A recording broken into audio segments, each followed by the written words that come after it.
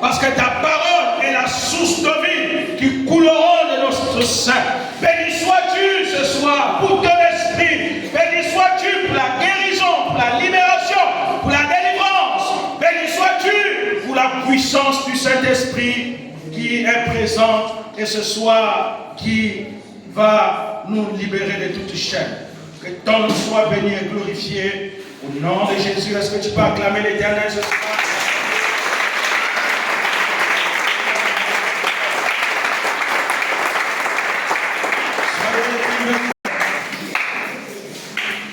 J'espère que tu as invité quelqu'un ce soir à ce chant.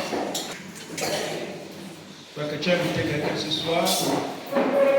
Bonsoir à tout le monde. Vous avez passé une merveilleuse journée.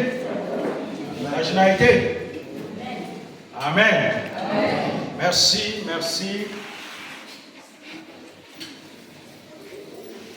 Nous poursuivons notre séminaire ce soir. Ecclésiaste 9, le verset 16, nous dit ceci. Ecclésiaste au chapitre 9, le verset 16 nous dit ceci. Et j'ai dit, la sagesse vaut mieux que la force. Cependant, la sagesse du pauvre est méprisée.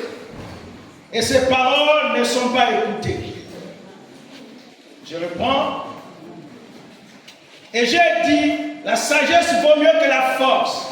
Cependant, la sagesse du pauvre est méprisée et ses paroles ne sont pas écoutées. Les paroles de celui qui vit sous la précarité, de celui qui a du mal à vivre, ne sont pas écoutées. Si c'est le sage d'Israël, Salomon, qui déclare ces choses, il dit qu'en vérité, les paroles sages du pauvre n'ont pas d'utilité, n'ont pas de sens dans la société. Par contre, c'est celui qui fait, celui qui est écouté dans la société, c'est parfois un profane, un insensé, mais parce qu'il a les moyens. Parce qu'il a les moyens. Et vous allez comprendre que ceux qui dirigent la société du 21e siècle, ce sont des bandits. Mais c'est parce qu'ils ont des moyens. Parce qu'ils ont des moyens. L'homme considérable n'est pas écouté, n'est pas considéré. Et la volonté de Dieu ne veut pas que l'on soit dans la précarité. Alléluia.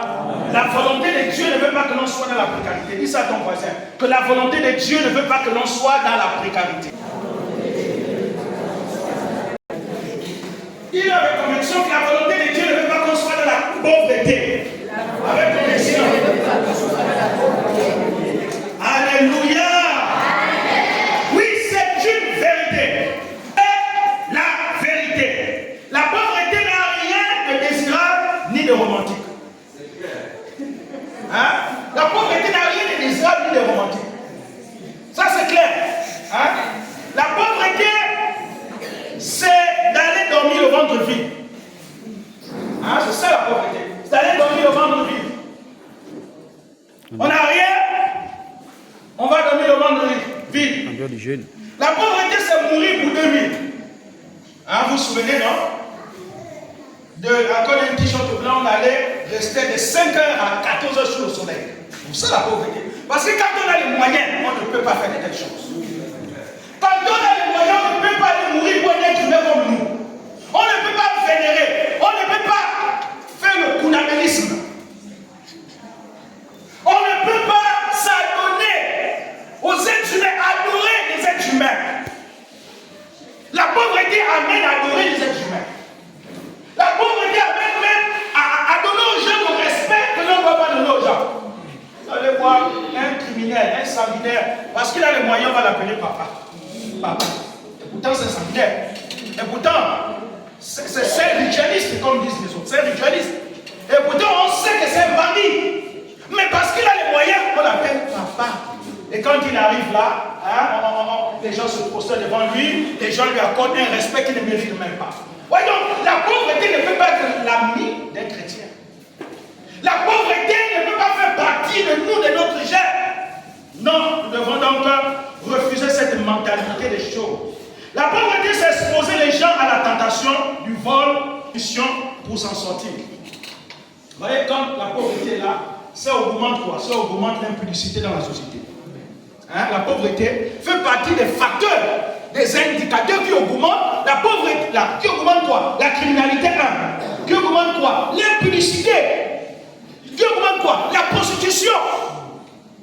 Quand la pauvreté, ces mots-là augmentent dans la société. Pourquoi? Parce que les gens n'ont pas d'autre issue. C'est livré. Voyez aujourd'hui, par exemple, les jeunes filles aujourd'hui, nous, quand on grandissait, hier, on nous enseigne que la vie n'est pas facile. Il faut travailler pour manger. Mais aujourd'hui, les jeunes filles veulent tout facilement. On veut la facilité. Alors que Dieu n'est pas un Dieu de facilité. Pour travailler, pour manger, il faut travailler.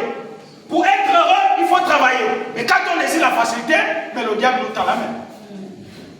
C'est pourquoi aujourd'hui, regardez les jeunes sœurs, les jeunes filles. Dès 14 ans, dès 12 ans, il y a une qui m'a dit tout récemment, mais parce que j'ai commencé la vie sexuelle à 11 ans. J'ai dit, mais j'ai commencé la vie sexuelle à 11 ans. Donc, ce que mes parents font là, elle était en conflit avec ses parents. Elle ose dire ça. Elle manque même le respect, dit, ce que mes parents font là, moi j'ai commencé ça à 11 ans. Donc, qu'est-ce que je ne connais pas? Qu'est-ce que je ne connais pas? Avec une petite fille comme ça qui parle. Et j'ai dit, tu m'arrêtes ça, sinon je vais te faire. Tu ne peux pas parler comme ça, t'es pas? Tu ne peux pas parler comme ça. Mais l'éducation, c'est quoi en Afrique? L'Occident, c'est une société pourrie. Mais là où il y a encore l'éducation, c'est en Afrique. Tu ne peux pas dire ça à tes parents, tu peux parler comme ça à tes parents. C'est quoi ça? Voyez aujourd'hui une jeune fille de 11 ans qui commence à quitter cette soeur. Mais parce qu'elle a été abandonnée à elle-même. Il dit, mais pasteur, depuis l'âge de 10 ans, mes parents n'ont plus jamais acheté un crayon, un cahier pour aller à l'école. J'ai forcé un peu. Les parents m'ont dit, tu es une femme. Parce qu'ils m'ont dit à 10 ans que tu es une femme, débrouille-toi comme tu peux. Mais je vous dis, la pauvreté a des degrés. La pauvreté a des degrés. Comment comprendre qu'un enfant de 10 ans va jamais être abandonné par les parents? Elle est une femme, la seule chose qu'elle peut faire, c'est quoi?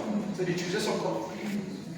Donc c'est normal qu'à 11 ans, elle a commencé à être active sexuellement. Elle est à la vingtaine, mais elle est un standard de vie élevé. Parce qu'elle fait sa vie. Elle fait sa vie. Et donc, elle n'a plus le temps pour ses parents. Elle parle à ses parents comme si c'était des petits-enfants. Vous voyez, la pauvreté est une chose mauvaise. Vous me suivez? Amen. La pauvreté, c'est des destins brisés parce qu'ils n'ont pas pu terminer l'école. Parce qu'ils n'ont pas pu terminer l'école. Destins brisés. Le rêve brisé. Combien les enfants ont les rêves brisés dans les familles? Parce que l'enfant avait un rêve de devenir docteur, mais les parents n'ont pas su encadrer l'enfant. Les parents n'ont pas eu les moyens pour prendre les répétiteurs, pour que l'enfant puisse vraiment exceller dans les mathématiques, etc. Et soudainement, le rêve de l'enfant a été brisé. C'est pourquoi on lit en fait. Quand on n'a pas les moyens, il faut d'abord faire les enfants. Quand on n'a pas les moyens, il ne faut pas d'abord faire les enfants. C'est pas moi qui le dis, c'est ceux qui travaillent dans le plan familial. Ce sont eux qui disent ça. Qui en fait même les naissances doivent être planifiées. Pourquoi? Pour éviter des choses comme ça, pour éviter la pauvreté. Quand on n'a pas les moyens, il faut bien planifier les naissances. C'est encore pour éviter de briser les rêves de ses enfants. Chaque être humain a des rêves. Mais quand la pauvreté est là, les rêves ne peuvent pas se réaliser. Quand on ne peut pas assumer la scolarité véritable de ses enfants, on tue les rêves des autres. On tue les rêves de ses enfants. Beaucoup d'entre nous ici, nous sommes victimes. Parce que nos parents nous ont tué nos rêves. On tue nos rêves parce que quand on grandissait, on n'a pas pu nous scolariser. On n'a pas pu nous financer. On n'a pas pu payer l'université. On n'a pas pu. Et beaucoup d'entre nous ici sont victimes parce que les parents ont abandonné l'école. Parce que les parents ont été capables. Je pense que si on pouvait revenir en arrière, chacun de nous devait réaliser ça. Si on pouvait rentrer amoureux dans le ventre de notre mère et mettre amoureux, chacun de nous devait réaliser ses rêves. Beaucoup, je sais que beaucoup abandonnent l'école parce que les parents étaient pauvres. C'est une réalité. Parce que les parents n'avaient pas ce qu'il faut pour encourager les enfants, pour encadrer les enfants, pour dire aux enfants, allez-y, je suis prêt, on va faire ceci, on va réaliser mon rêve. La pauvreté n'est pas une bonne chose. Ça brise les rêves. Ça brise la destinée des hommes. Ça brise. Moi, j'encourage à ceux qui vivent ensemble, à ceux qui sont mariés. Si vous n'avez pas encore les moyens, planifiez vos naissances. Il est mieux d'attendre. Il est mieux d'attendre. Si vous n'avez pas encore le minimum, si vous avez encore le minimum, il n'y a pas de problème, faites les enfants. Mais si vous n'avez pas encore le minimum, quand je dis le minimum, ça vous permet de mieux vivre. Mais si vous n'avez pas encore le minimum, vous mettez d'abord attendre. Vous mettez d'abord attendre. On réalise que c'est même ceux qui n'ont pas les moyens qui font encore plus d'argent. Comment comprendre ça? Comment on peut comprendre ça? On n'a pas de moyens? Non. J'ai eu l'entretien tout récemment avec maman. Parce que j'ai fait 11. Et dans les 11, personne n'a réussi. Personne n'a dépassé la classe de 6e. Comment on se pose la question? À quoi ça les fait tous ces enfants? Personne n'a réussi. Si personne n'a réussi, à quoi ça? Donc, important de comprendre que la pauvreté est un ennemi farouche et nous devons nous battre contre la pauvreté. La pauvreté ne nous permet pas de nous réaliser. La pauvreté nous amène à vivre dans la frustration et dans la convoitise. Vous allez voir, quand il y a la pauvreté, on est dans la frustration parce qu'on ne peut pas avoir ce qu'on veut. On est dans la convoitise, on convoite ceux qui en ont. Parce que nous, on est capable d'avoir ce que l'on désire. Donc la pauvreté conduit à quoi? À la frustration, à la convoitise. On va convoiter ceux qui en ont. C'est pourquoi nous devons nous lever contre la pauvreté. La pauvreté, ce sont des chrétiens déçus, des frustrés qui accumulent Dieu, qui accusent autant que moi Dieu de menteur et de murmurer contre lui. On accuse Dieu. On dit à Dieu, mais depuis que je prie là, depuis que je prie, rien n'avance. Depuis que je suis chrétien, je constate que c'est la même chose. Est-ce que c'est Dieu le problème? Ce n'est pas Dieu le problème. Si on est enfant de Dieu depuis des années et qu'on ne évolue pas, c'est que soit il y a un problème de conversion. Soit il y a un problème de conversion, 1. 2. Soit notre vie n'est pas en conformité avec la volonté de Dieu. 3. On écoute la parole de Dieu tous les jours, tous les dimanches, lorsqu'on fait des. On ne la met pas en pratique. Le bonheur vient lorsqu'on commence à pratiquer la parole de Dieu. C'est ça le bonheur. Mais j'écoute la parole de Dieu des années, des mois et des mois, jamais je ne la mets en pratique. On écoute ici dans le temps. Dès qu'on sort là, dit pasteur, ce que tu as prêché là, c'est pour toi divine et bétel. Et c'est pourquoi on ne les grandit pas. C'est pourquoi on est frustré. C'est pourquoi les siècles, on reste au même niveau spirituel. 100 pasteurs vont passer, 2000 pasteurs vont passer, ce seront toujours les mêmes personnes. Tant qu'on ne comprend pas, ça a toujours les mêmes choses. C'est le problème, le pasteur, le problème n'est pas l'ancien, le problème n'est pas le reconnaître. Le problème c'est ton cœur. Est-ce que réellement ton cœur est né de nouveau? Est-ce que réellement depuis que tu écoutes la parole de Dieu, tu as changé? Réellement tu fais des efforts pour changer? Est-ce que réellement tu fais des efforts pour mettre la parole de Dieu en pratique? Est-ce que tu fais des efforts? Si tu ne fais pas des efforts, il ne faut pas accuser. Tu es là ce soir? Amen. La pauvreté est un fléau à éradiquer au sein du peuple de Dieu. Il n'y a rien de bon dans la pauvreté. Il n'y a rien de pauvreté. Et je vous dis aujourd'hui, le problème même de sous-développement dans les familles et dans nos sociétés, c'est le problème de la pauvreté. Vous voyez, quand vous ne pouvez pas apporter votre pierre à la construction de votre pays, c'est un problème. C'est un problème. En vérité, lorsque on a quelque chose, on doit toujours contribuer. On doit toujours apporter aux autres. Mais lorsqu'on n'a pas, on deviendra un fardeau. Et la Bible dit qu'il ne faut pas qu'on devienne le fardeau pour l'Église. Parce qu'il y a des chrétiens qui sont des fardeaux pour l'Église. Si on t'a donné aujourd'hui, on ne peut pas te donner demain encore. Parce qu'il faut qu'on donne aussi à l'autre qu'on n'a pas encore donné. Et c'est ce qui apporte parfois les frustrations dans l'Église. Vous voyez, on va donner à l'aide, et lorsqu'on ne va pas donner encore, on va dire on ne donne même pas. Non, mais c'est l'autre qu'on n'a pas encore donné. Il faut qu'on passe aussi à l'autre. Alléluia. Nous sommes en train de voir les caractéristiques de la pauvreté que nous avons commencé hier. Les caractéristiques ou encore les rêves. Il y en a qui ont rêvé. Si vous avez fait de tels rêves, ou s'il y a ces symptômes ou ces caractéristiques, c'est qu'il y a des sources à l'intérieur. Hier, nous nous sommes arrêtés à dire c'est ça. On va continuer un instant. Lorsque tu te vois, se voir violer en rêve, hein, tu fais un rêve où dans ta vie, tu as subi plusieurs viols. C'est pour prendre ton droit, prendre ta vertu, prendre les capacités encore, les qualités que Dieu a mis en toi. C'est de te souiller.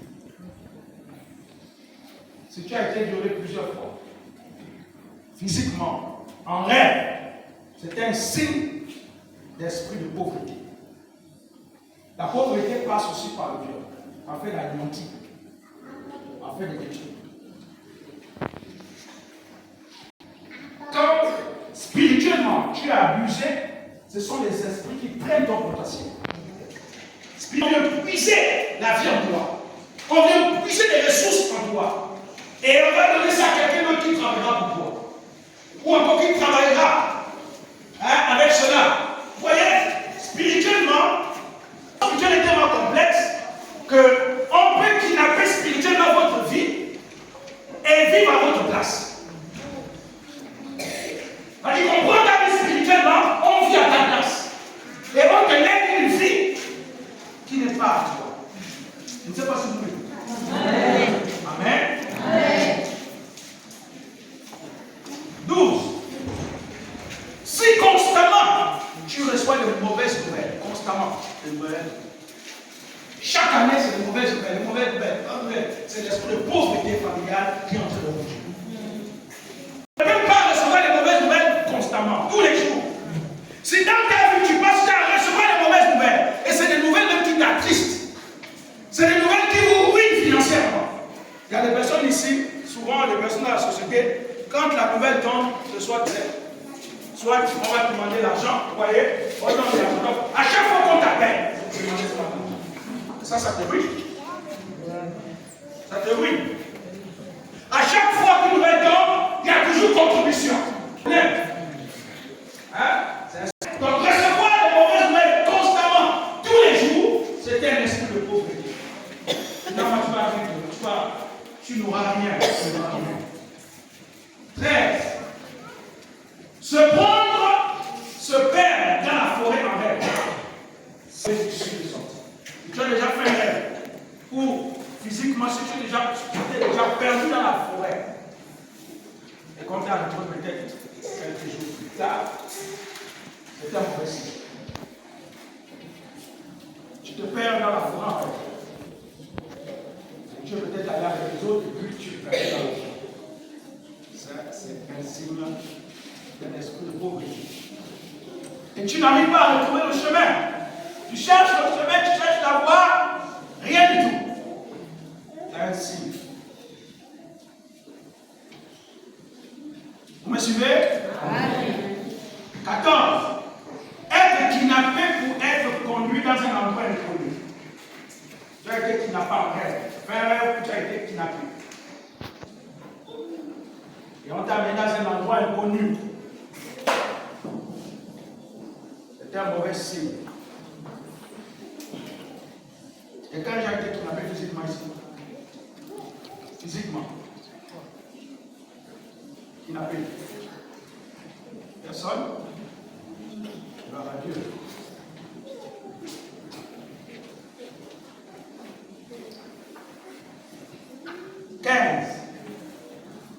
Se voir pleurer en rêve.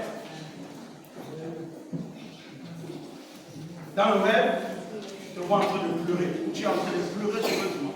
Et tu ne sais pas pourquoi tu pleures. Tu pleures même sans t'arrêter. Tu pleures, tu continues à pleurer, tu pleures. Et tu ne sais pas pourquoi tu pleures. Et parfois tu te réveilles même en pleurant. Mais avec les larmes.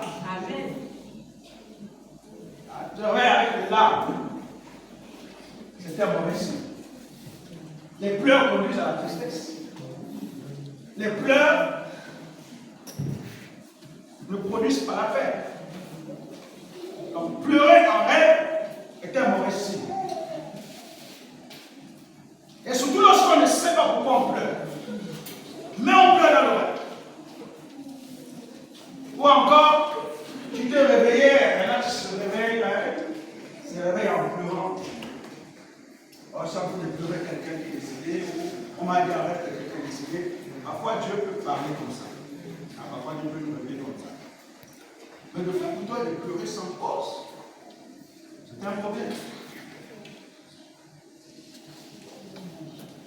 C'est un problème. Vous me suivez? Amen. 16. Fais des rêves où tu es habillé de façon bizarre. Hein? Tu es habillé de façon bizarre, les vêtements déchirés, ou encore tu as un vêtement de deuil. Hein, de deuil, vêtement de deuil. C'est un mauvais signe. Tu es habillé bizarrement dans le rêve. Et parfois ça se matérialise. Hein? Ça se concrétise. Souvent il y a des personnes qui gagnent quand même la vie, mais qui n'arrivent pas à s'habiller comme les lames. Ils sont toujours froissés. Ils sont toujours bouillants. C'est un problème.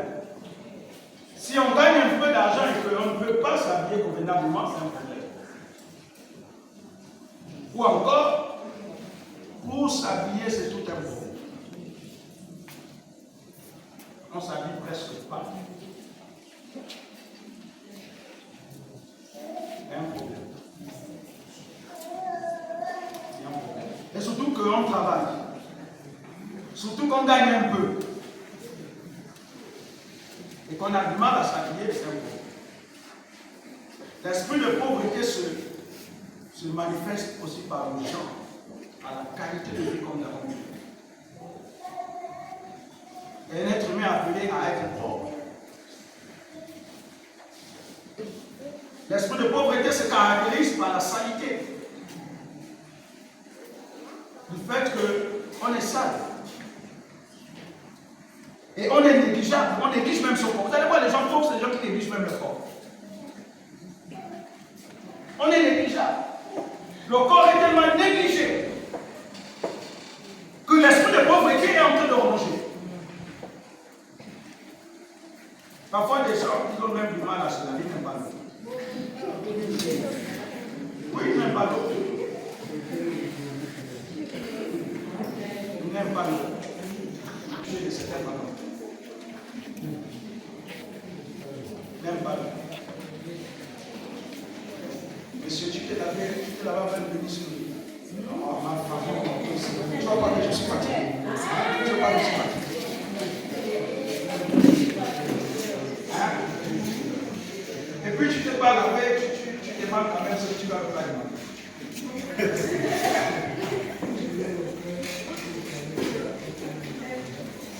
Vous voyez, la saleté est rattachée aux esprits de pauvreté.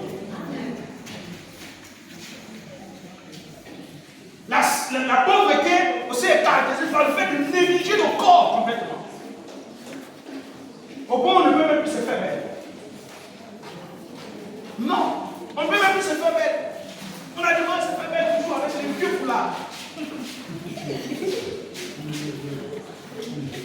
Toujours avec les vieilles robes. Ça fait 15 ans, 20 ans, la robe là ne se déchire même jamais.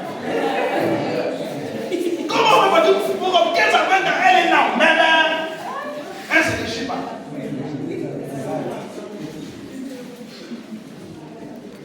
Non. Ça, ce sont la manifestation de la pauvreté.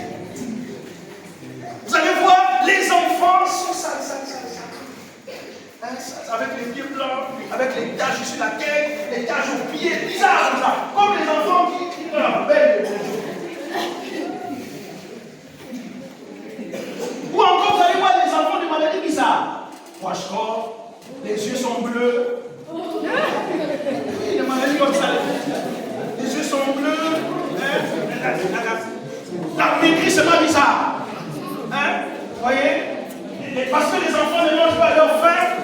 Et les enfants sont bizarres. Même en classe, vous voyez les enfants dorment pas, tout le temps dormir parce que là-bas, le ventre n'a rien.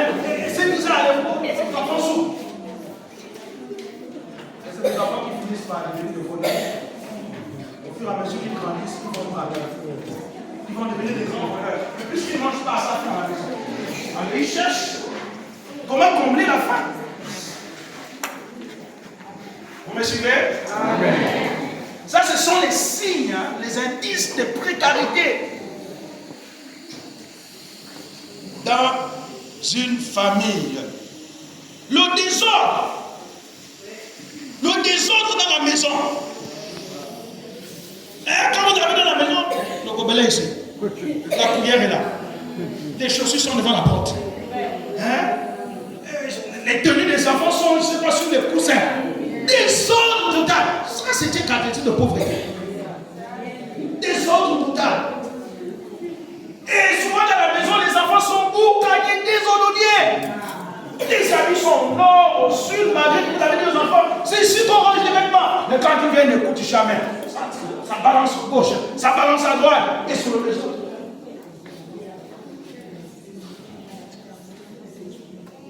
Les mauvaises odeurs dans la maison.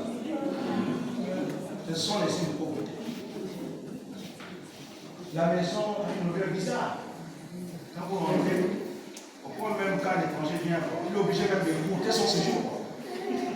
Il est venu pour s'asseoir, veiller même à toi, avec la ah, bon, excuse-moi, j'ai quelque chose à faire. Hein? Mais parce que l'odeur le dérange, mais comme il ne veut pas le dire, il est obligé de goûter son séjour. Parce que dans la maison, il y a des odeurs.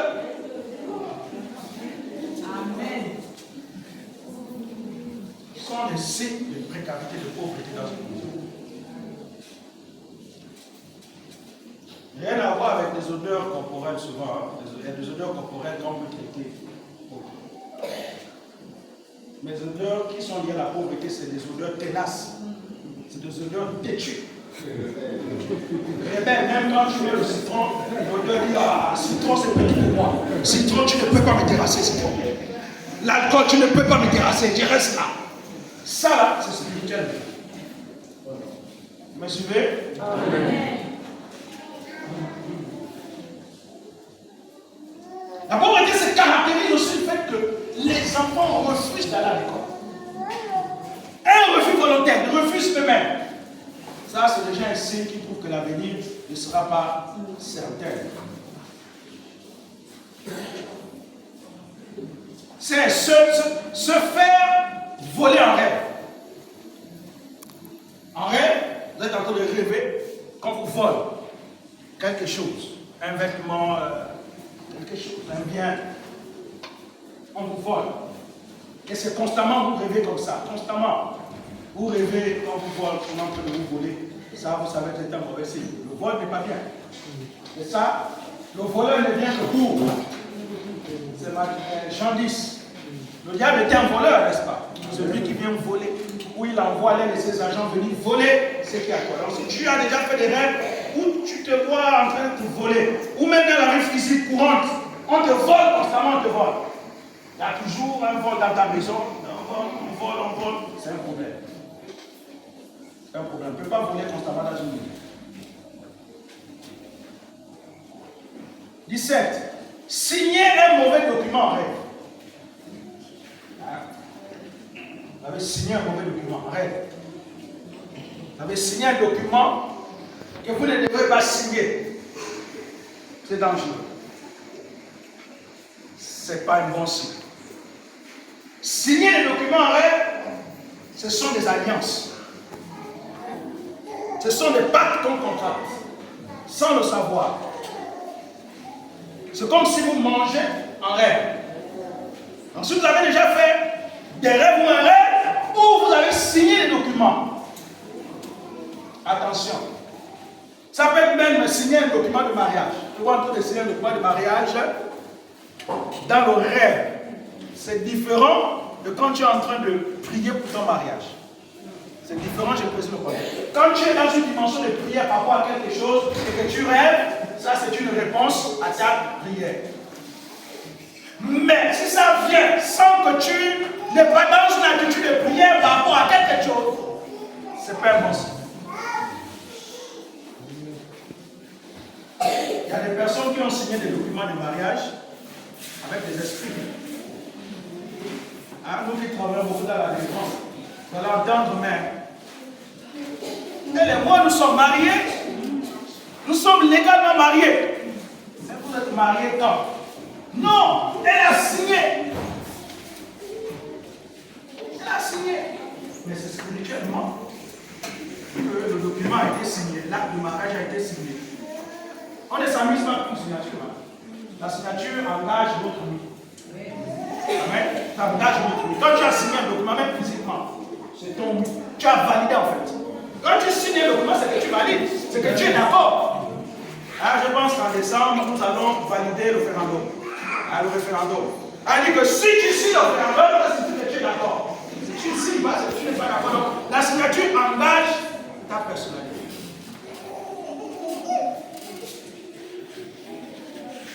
« 18.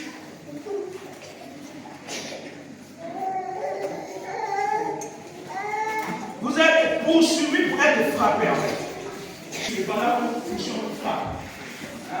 Quand quelqu'un cherche à vous frapper le vrai, poursuivi pour être frappé. Et si tu fais les tels rêves constamment, tu es poursuivi pour être frappé, ce n'est pas impossible. Il faut absolument qu'on puisse prier avec toi. Vous me suivez? Amen. Alléluia. Amen. Faites des rêves où vous êtes en train de faire des travaux manuels. Travaillez comme forcé. Faites travailler forcé. Travail de force. Vous êtes en train de faire quelqu'un. Dans le rêve, vous travaillez pour quelqu'un. Ça, c'est un signe assez grave. Et ces rêves-là sont répétitifs souvent. Ça revient au fur et à mesure. Tu travailles pour les gens. Tu es au service des gens. Et parfois tu te sens aisé même dans le rêve lorsque tu travailles pour les gens. Ça, ce n'est pas vrai. Ça signifie que tu es esclave. Et l'esclavage, nous connaissons ce qu'est l'esclavage. Ça, ce sont des signes spirituels. 21. Se voir nu. Se voir nu. Tu fais le rêve, tu rêves où tu es nu. Et tu ne sais pas comment tu as fait pour te retrouver nu. Et les gens sont en train de te poser, tu es tout nu. C'est vraiment ta nudité spirituelle. C'est vraiment ta destinée. Et même, c'est un esprit de folie qui lorgne la personne. Vous me suivez? Amen. Vous allez voir que l'esprit de précarité, de pauvreté est attaché aussi à l'esprit de folie. Et cet esprit se manifeste de plusieurs manières. Soit par une attitude assez étrange. La personne va commencer à manifester certains gestes. La personne va commencer à se comporter de certaine manière. La personne va commencer à poser des actes dont il ne se rend pas compte qu'il pose des actes. La personne offense les autres, mais ne sait pas qu'elle offense les autres. Ça, c'était un mauvais signe. Vous me suivez? C'était un mauvais signe. L'autre signe qui est à côté de ça, c'est le fait que vous vous baignez nu quelque part. En voyant que vous baignez nu quelque part. Ça, c'est pas un bon signe. Ah, c'est pas un bon signe. C'est baigner nu quelque part.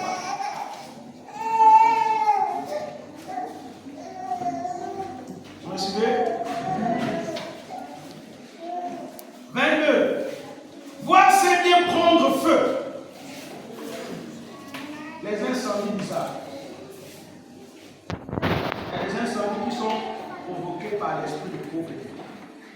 Parce que déjà, l'esprit voit que tu as commencé à évoluer. Alors, arrivé à un certain moment, alors, il faut t'éteindre complètement. Il faut détruire le peu que tu as déjà. Et là, il y a l'incendie. Il y a certaines causes d'incendie dont on ne sait pas sur les. Et parfois, les experts essaient de chercher, mais on ne sait pas où est venu l'incendie. Parfois, l'esprit a parlé à quelqu'un là-bas, et puis la personne est venue mettre au feu dans la vie. Comment comprendre qu'il y a des maisons autour de toi, mais seule ta maison est en feu. Et puis on perd tout. Quand il y a un incendie, on perd tout. Et on se trouve comme après l'incendie. On est complètement déboussolé. Un plafond qui est déjà fixé. Et tu ne dois pas dépasser ce plafond. Dès que tu arrives à ce plafond, l'esprit réagit. Il te ramène au même niveau. Et ce sera toujours un éternel recommencement, éternel recommencement, éternel recommencement.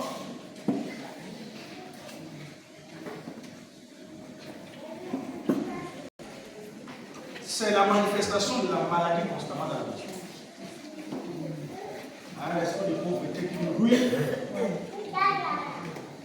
Constamment la maladie. Soit c'est vous-même qui êtes malade, soit ce sont les enfants qui sont malades constamment. N'allez plus rien faire.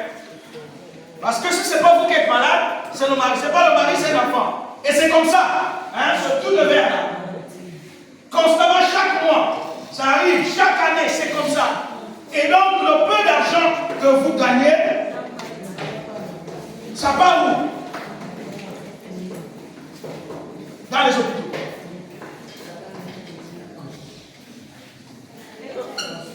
Ça part dans les hôpitaux. Ruine donc les familles ici. Pas question de vous laisser un répit dans la maison. Les enfants constamment. Il y en a qui ont déjà même des pharmacies dans la maison. Si dans la maison d'un chrétien, il y a toute une pharmacie, ce n'est pas normal. On peut avoir quelques médicaments pour les premiers soins, pour nous aider quand il y a un enferme, on donne un petit comprimé, quelques médicaments. Mais si déjà on a toute une pharmacie, il y a des maisons où je suis allé. Sachet sur le sachet. Pasteur, c'est ma vie désormais. Je vis de ça. Je dépends déjà de ça. Parce que le médecin a dit que si je ne crois pas, c'est fini. Non! Ça, c'était un esprit. Et vous allez voir que quand il y a la maladie constamment dans la maison, mais je vous assure, c'est difficile pour épargner. On ne pourra plus épargner. C'est compliqué. C'est compliqué. L'autre, on est toujours ce point là, c'est fait que dans la maison, on ne peut même pas garder un franc. On ne peut pas garder son franc dans la maison. En fait, quand il y a même 100 francs qui prennent quelque part, c'est un problème. La maison doit toujours être classée. Rien dans la maison. Et beaucoup ont du mal même à garder un peu d'argent. Dès qu'on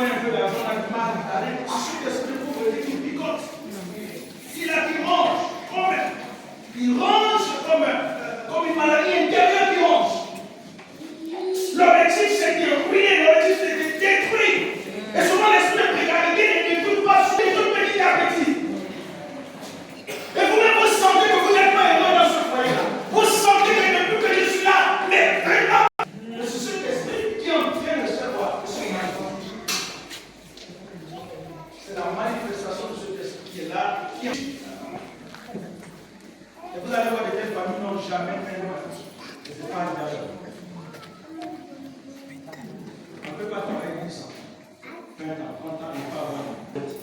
C'est un problème. C'est un seul des choses. Le préparement n'a pas besoin de chose. Hein? Vous me suivez? Amen.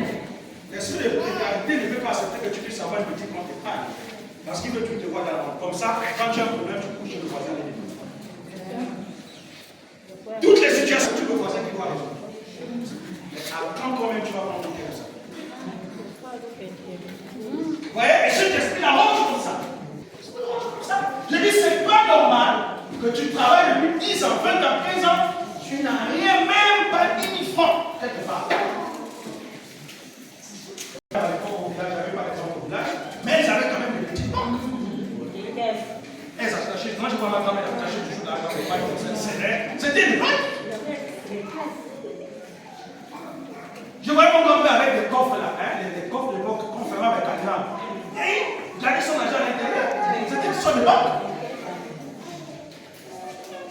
Nous aujourd'hui, nous avons beaucoup de grâce. Le monde avance. Donc ça, c'est un esprit de pauvreté qui fait en sorte que tu travailles, mais tu ne peux même pas avoir un petit compte. Pas normal. Vous me suivez? La pauvreté t'amène à toujours vivre dans une certaine tristesse. Tu cherches un peu de paix, mais la paix ne vient pas. Parce que cet esprit-là, tu t'es tiré dans l'angoisse. Hein?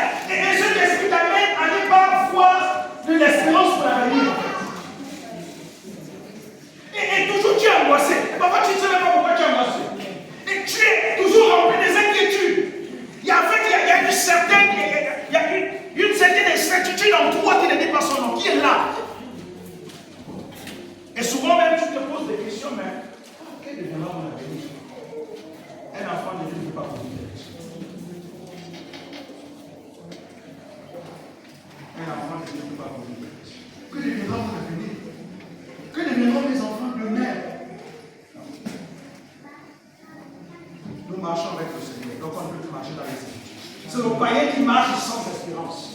C'est le païen qui n'a pas il n'a pas le requis, il n'a pas l'appui. Notre appui, c'est le Seigneur. Le Seigneur de poignet est notre lendemain. Le Seigneur est notre avenir. Le Seigneur est notre assurance. Alléluia. C'est lui qui assure nos pas. Et lorsqu'il en est, il assure notre cœur. Il apporte assurance à notre cœur. Donc, les chrétiens ne peuvent pas dire que nous n'avons pas vie, que nous n'avons pas l'avenir. Et c'est cet esprit-là qui t'amène à vivre dans cette angoisse. C'est pourquoi, si tu es là ce soir et que tu ne connais pas Jésus dans ta vie, je t'annonce ce soir, peut-être que tu es venu, tu as été invité ce soir, je t'annonce que ce que tu traverses là, c'est parce que tu n'as pas encore donné ta vie à Jésus. Peut-être que tu as essayé avec un peu de toutes choses pour te faire. Peut-être que tu as essayé avec les malades, mais rien ne marche. Ce soir, je t'annonce que l'homme de la vie, Jésus, est capable de sortir de la situation dans laquelle tu traverses. Parce que Jésus est venu pour tous ceux qui ont des problèmes, pour tous ceux qui sont abandonnés, pour tous ceux qui sont rejetés, tous ceux qui n'ont plus de paix et de joie. Jésus est venu pour toutes ces personnes. Et ce soir, il ne te juge pas. Il te dit seulement, viens-y. Cet esprit se caractérise aussi par souvent la division. La division dans les familles. Et cet esprit n'aime pas voir, l'esprit de pauvreté ne veut pas voir l'harmonie dans une famille. Amen. Quand il n'y a pas d'harmonie, cet esprit se réjouit. Donc l'objectif c'est quoi? C'est de diviser la famille. C'est de séparer la famille. C'est aussi l'une des caractéristiques de l'esprit de pauvreté.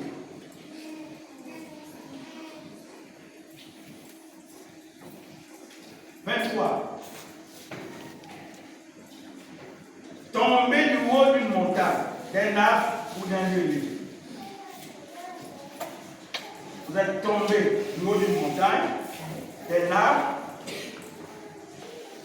d'un lieu élevé. Vous êtes tombé. Donc une chute libre. Ce sont des signes d'esprit de pauvreté. C'est aussi des signes qui caractérise d'autres manifestations spirituelles. Mais ce soir, nous restons dans notre terre. Vous avez déjà fait un rêve, vous êtes tombé d'une montagne, d'une falaise, d'un arbre. Et c'est constamment vous faites ce genre de rêve. Vous tombez. Constamment. Si ça arrive une fois, il n'y a pas de problème. Mais si c'est constamment, vous tombez, il y a un problème. 24. Voir sa voiture complètement détruite. Ça veut dire, ça, pour ceux qui ont des biens, ça peut être la voiture, ça peut être la maison. Vous êtes parti au travail dès le matin et quand vous revenez, vous constatez que quelqu'un est venu casser vos fenêtres, ou casser votre véhicule. Vous constatez qu'il y a un voleur ou encore il y a des cambrioleurs qui sont venus, ils ont détruit votre maison. Ou ils ont détruit un bien immobilier. Et ça arrive peut-être déjà 2 fois ou 3 fois. C'est l'une des manifestations de cet esprit. Vous faites des rêves où vous avez été visité par des voleurs, des cambrioleurs, comme je viens de dire tout à l'heure. Où vous avez même rêvé la nuit, des voleurs vous visiter et le rêve se matérialise physiquement. On vient vous cambrioler, on vient vous voler. Et quand on vous vole, on retourne à zéro. Départ zéro. Vous me suivez?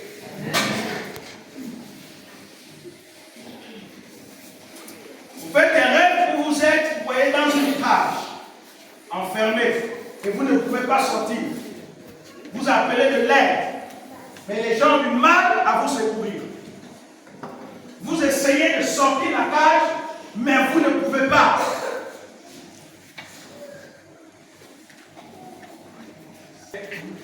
Une manifestation de cet esprit de pauvreté. On comprend que l'esprit de pauvreté se manifeste par plusieurs visages. Et parfois cet esprit est tellement subtil qu'on ne perçoit pas. Mais ce sont les autres qui perçoivent. C'est peut-être les personnes qui prient pour nous. Et quand ils prient pour nous, Dieu les révèle quelque chose et il vient nous voir. Il dit, mais je constate. Parce qu'il y a des chrétiens qui ne voient rien dans leur vie. Voilà, ils ne voient rien. Il ne voit pas qu'il y a un souci, il y a un problème spirituel. Il ne voit pas. Vous me suivez? Amen.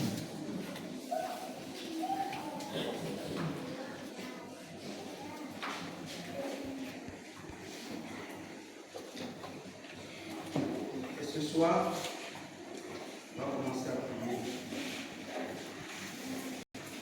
Je suis en train de terminer. Vous faites un rêve, votre diplôme disparaît ou un bien particulier disparaît dans la maison. Vous n'arrivez plus à le trouver. Le bien a disparu, le diplôme a disparu. Et vous n'avez jamais retrouvé. Ce qui est encore plus dangereux, vous n'avez jamais retrouvé le bien. C'est-à-dire que ce diplôme-là est en train de servir à quelqu'un d'autre. Parce que l'esprit de pauvreté a dit que même si tu as des diplômes, ces diplômes ne vont te servir à rien. Je connais un monsieur quelque part, il a le baccalauréat. Mais depuis qu'il a eu le baccalauréat, il ne peut rien faire. Il est tellement misérable. Comment comprendre quelqu'un qui a le baccalauréat depuis des années, il ne fait rien avec ça? Il faut le voir. Comment ça tu as le baccalauréat et tu vis comme ça? Et c'est un chrétien des assemblées de Dieu. Tu as le baccalauréat, mais quand tu as le baccalauréat, en fait, on est une personne. On est responsable. surtout à l'époque, quand on avait le baccalauréat, mais on était même grec. Au Gabon, on était nationalistes quand on avait le baccalauréat, mais le pouvoir en place nous craignait. Alors, comment comprendre que quelqu'un est diplômé, il ne fait rien. Rien du tout avec son diplôme.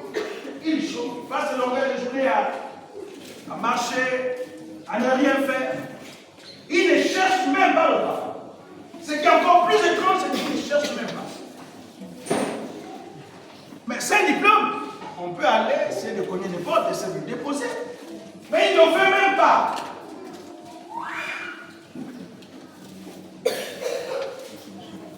C'est cet esprit.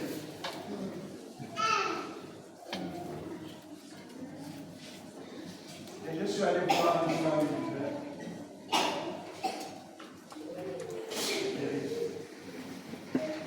Il vit dans une petite maison en planche. Mais il y a c'est la forêt. C'est la forêt. Je dis, mais tu vis ici, il y a les reptiles et tout, tu n'as même pas peur de reptiles. Il vit comme ça. Et quand vous rentrez dans sa petite maisonnette, il n'y a même pas un petit banc pour s'asseoir. Mais comment tu fais pour ça? Est-ce que tu trouves que ton état est normal? Comment tu es un intellectuel? Tu as le bac et puis tu vis comme ça. Mais en fait, la personne ne réalise pas qu'elle est sous la puissance d'un esprit de précarité. Et cet esprit de précarité est en train de ronger sa vie. Il vit vraiment misérablement. Et je pense qu'il n'est pas seul. Il n'est pas seul. Il y en a qui vivent dans de telles conditions. Il y en a qui vivent même pire que cela. Et ce soir, le Seigneur veut nous sortir. Alléluia.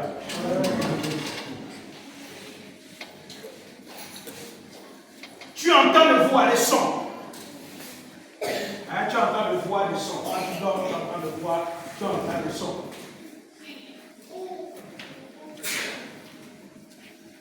Souvent tu dors, tu entends le voix. L'esprit de précarité fait quoi? Il prend le nom de la personne et il va en forêt avec le nom de la personne. Il va crier avec ton nom dans la forêt. Donc c'est un appel en fait. Pour dire en fait que ta place c'est dans la forêt. Pour dire que tu n'es pas appelé à émerger, à évoluer. Tu dois rester ici dans la forêt. Et vous allez voir, il n'attend que les saisons.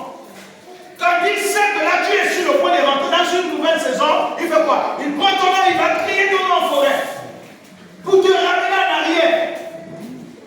Et vous allez voir, cet esprit ne se manifeste pas n'importe comment. Il n'attend que les saisons. Des fois, tu as déposé un diplôme quelque part dans l'entreprise, tu as fait l'entretien. Tu as fait l'entretien. Non, c'est bon, l'entretien c'est bien. On va t'appeler demain. Demain, là, 2 ans passent, 5 ans passent, 10 ans passent, ton service pas. Cet esprit-là a encore pris ton nom.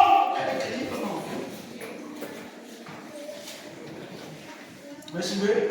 Amen.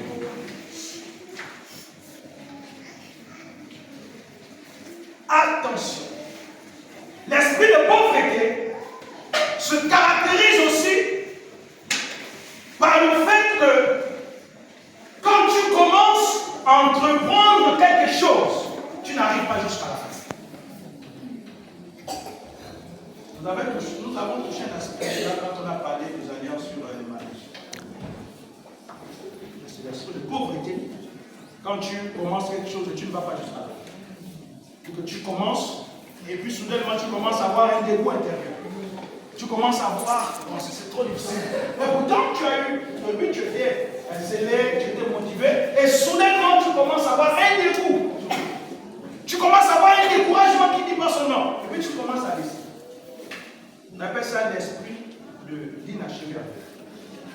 Je commence quelque chose et je n'achève jamais. Je ne vais jamais jusqu'au bout. Ça c'est l'esprit de pauvreté. Vous me suivez? Alléluia. Amen. Si tu as commencé quelque chose après 5 ans, 10 ans, 20 ans, tu n'as jamais achevé. Tu as commencé une maison. Ça fait 5 ans, 10 ans. Je précise les dates. 5 ans, 10 ans, 20 ans. La maison est déjà, les herbes sortent, les arbres ont jamais poussé dans la maison. Ça, c'est normal. Ou encore, tu as commencé une affaire, et puis l'affaire a commencé à produire, et puis tu as mangé tout le bénéfice. Et puis tu te retrouves à zéro à tout de toi. Tu veux faire comment? Tu veux faire comment? C'est cet esprit-là qui a mangé. Pour que tu ne puisses pas se reproduire. Et cet esprit inachevé là agit beaucoup dans l'église. Où on commence quelque chose, et on ne va pas jusqu'à la fin.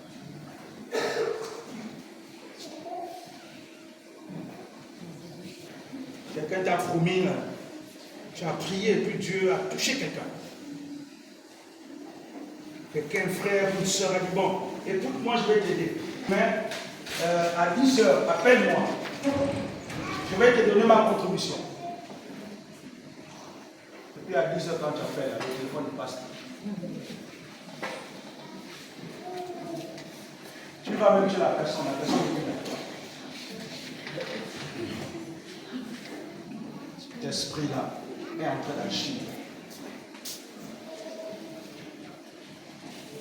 Là, nous parlons même des causes spirituelles. Amen. Ce sont les causes spirituelles. Et ce sont les choses qu'on ne perçoit pas souvent. On ne fait pas attention à ça. Mais on constate que notre vie n'évolue pas réellement. Et lorsqu'on n'évolue pas réellement, n'avance pas réellement, et qu'on a du mal à avancer, à se développer, mais c'est cet esprit-là qui nous tient d'une manière, il nous tient quelque part. Et là, si le Saint-Esprit n'est pas là pour nous révéler ça. Parfois nous prions, mais on ne voit pas l'exaucement. Et parfois on est même fatigué de prier. Mais Seigneur, j'ai déjà prié pour ça. Et prié pour ça. Mais qu'est-ce qui se passe? Le point, c'est parce que tu n'as pas encore atterri cet esprit. Tu as prié peut-être de façon générale. Tu n'as pas prié de façon spécifique. Et c'est pourquoi, quand on prie pour les causes spirituelles, il faut demander au Saint-Esprit de te révéler les causes. Le Saint-Esprit qui voit ce que toi et moi ne peut pas voir. C'est lui qui connaît le problème. Donc dire au Saint-Esprit, révèle-moi la cause de tel problème, c'est mieux. Mais si tu pries seulement de façon vague, Seigneur, agis, fais ceci, je chasse, tu vas chasser, rien ne se produira. C'est pas qu'il y a un problème. Mais c'est parce que tu ne pries pas de façon précise.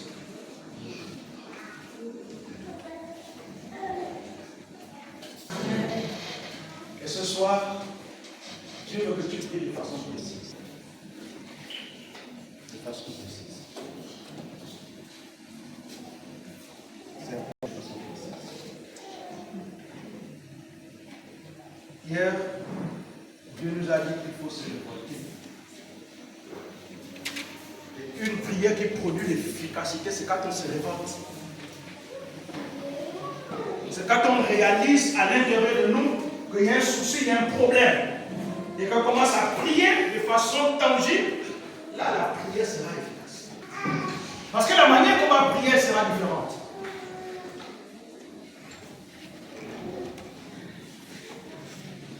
Amen. Amen.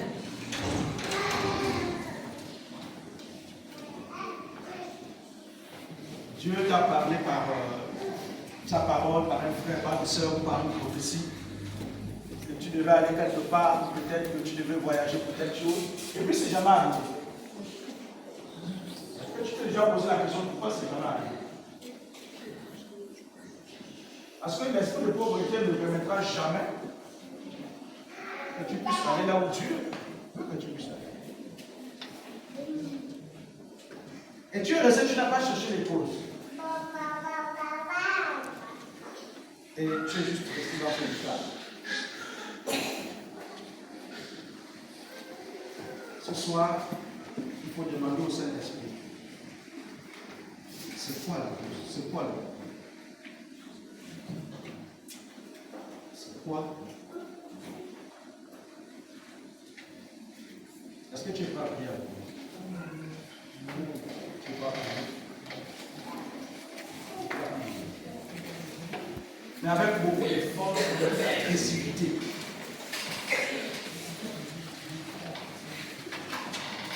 Il y en a d'autres caractéristiques ou symptômes, mais il y en a d'autres. Il y en a d'autres.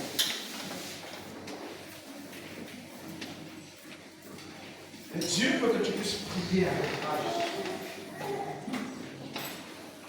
Alléluia. Tu vas te lever, s'il te plaît. Et chante.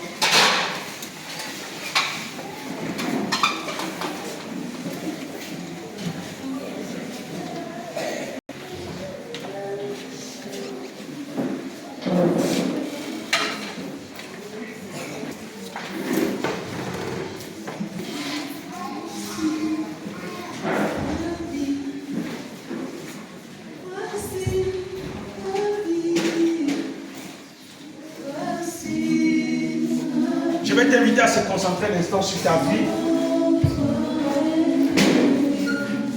Tu vas penser un peu à ta vie.